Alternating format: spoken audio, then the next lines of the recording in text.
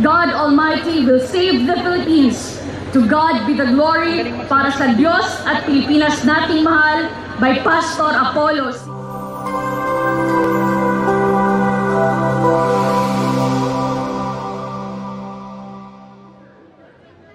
Nandito po tayo sa Liwasang Bonifacio para ating saksihan ang inaalay nilang prayer para sa dating Pangulong Rodrigo Duterte.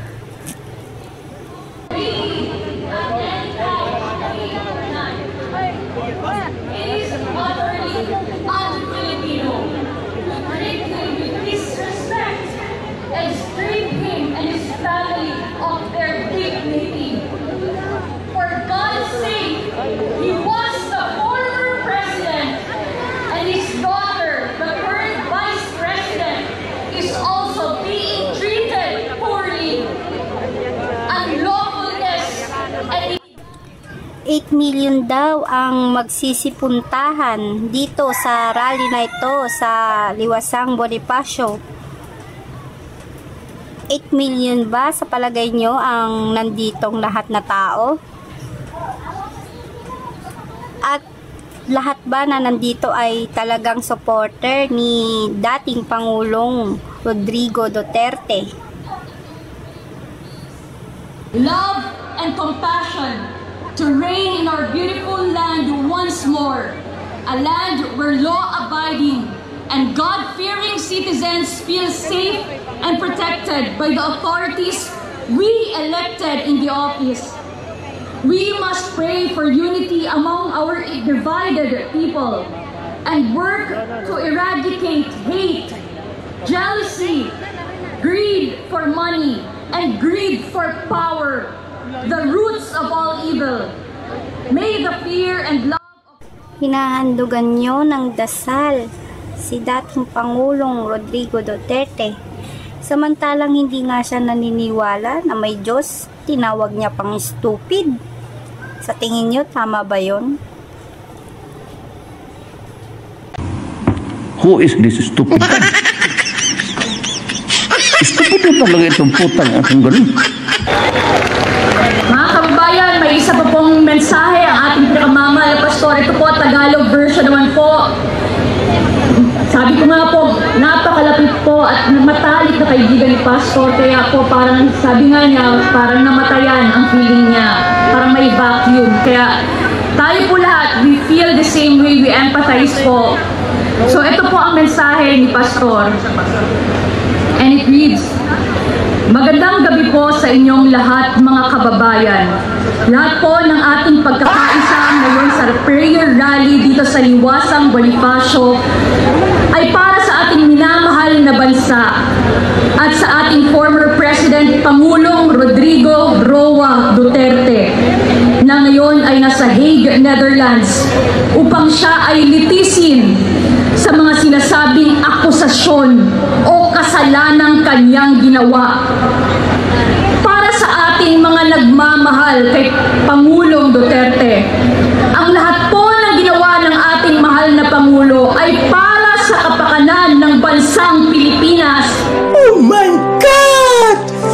Wow! Upang tayo ay mamuhay na matiwasay, masagana, mapayapa, at punong-puno ng katahimikan ang ating buhay na walang ikinatatakot na masama, sapagkat siya ang umako ng responsibilidad ng ating bansa na tayo ay kanyang bigyang proteksyon sa lahat ng mga masasamang elemento, masasamang tao, masasamang bisyo tulad ng droga at masasamang epekto ng bisyong ito na nagdudulot ng krimen. Masasamang elemento, masasamang tao. Paano naman yung mga inosenteng mga bata ang nadamay? Ganon-ganon na lang ba? Hahayaan na lang ba natin? Hindi na lang ba natin bibigyan ng hustisya? Kamusta na kaya ang mga naiwan nilang pamilya? Ng ating bansang Pilipinas na nagmula sa Davao City. Ay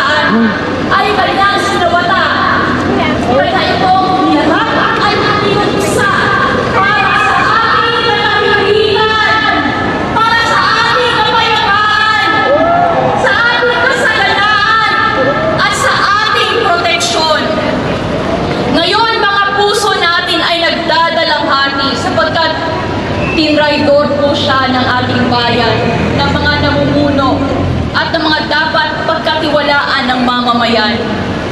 Alam po ninyo, ang ICC ay hindi natin binoto. Ni isa sa kanila ay walang botong tinanggap sa atin. Sila po ay mga puti, nasa Europa, at wala silang katuwiran na hatulan ang ating mahal na Pangulo.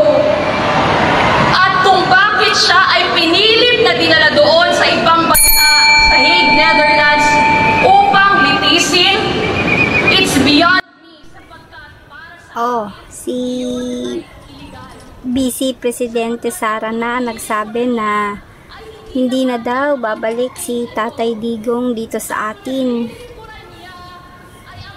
Kaya mag-move on na daw ang Pilipinas. Hindi na siya maibabalik.